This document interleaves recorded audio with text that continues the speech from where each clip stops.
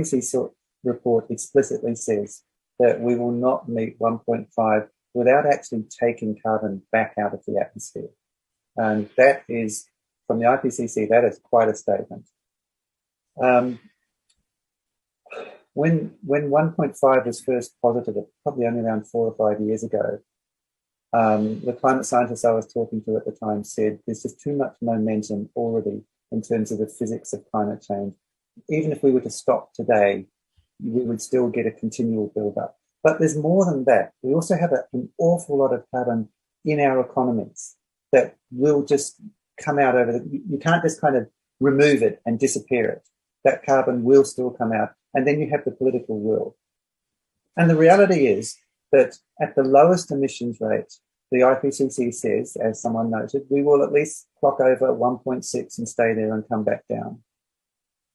We're at the moment between 6 and 8.5, the two highest emission scenarios. We just went through COVID, and we saw a drop of 6.4% in our carbon emissions between 2019 and 2020. Now, if you have a look at there's some reports on this that essentially show that for us to stay under 1.5, we have to reduce our emissions year on year, 7% every single year. Now, we're just not doing that. And I also think that we have a real problem by setting a temperature target. 1.5 degrees is really quite meaningless. So my thought is this: when we go through 1.5 degrees centigrade, because I think it's inevitable, what will all the advocacy groups say then? Because they have they've attached themselves to this as being the important thing. And I guarantee there is no advocacy group out there thinking about what is our comms approach when we go through 1.5. I saw this exact same thing happen with Copenhagen when Copenhagen fell over. I will give you a very quick example. I was with WWF at the time. I had been invited to the meetings. The way these things work is they actually do the negotiations 6 or 7 months out. The leaders come in and sign something that's already been decided, and off they go.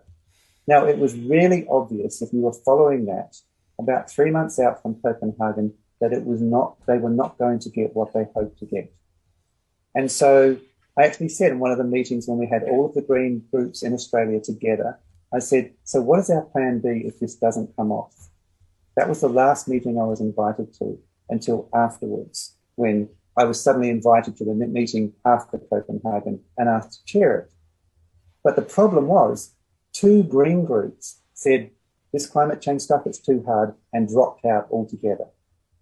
Now, you have the School Strike for Climate, which is doing fantastic work in building bridges across generations, basing their campaign around 1.5. What do you tell them when we blow through 1.5? So to me, a temperature target is actually rather meaningless, because the IPCC doesn't even have an acceptable level of global, climate change and what it means. Okay, they don't really say what 2 degrees is or 1.5 degrees is, what it actually means in terms of impacts. It's very, very loose. But what we can measure really clearly is the trend in carbon emissions. We have the Keeling curve. We measure carbon dioxide and human-caused carbon dioxide in the atmosphere every year. Now, if we start aiming towards flattening the curve, does it sound similar? Then we have something that's target. And every time we lower that trend, we have a win. And when you start winning regularly, you get more support. We never, during COVID, said, we don't want any more than 150 people dying a day. We said, flatten the curve and then drop the curve. This is exactly the same approach we need to take with climate change. So I'm really uncomfortable with using a 1.5 degree target because A, we won't hit it. We're pretty close to 2. If we meet our Paris agreements, all of them, that's 3.2 degrees centigrade.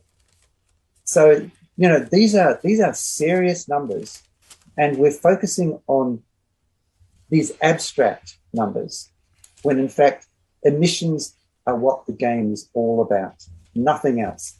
They need to lower that trend, flatten it, and drop it.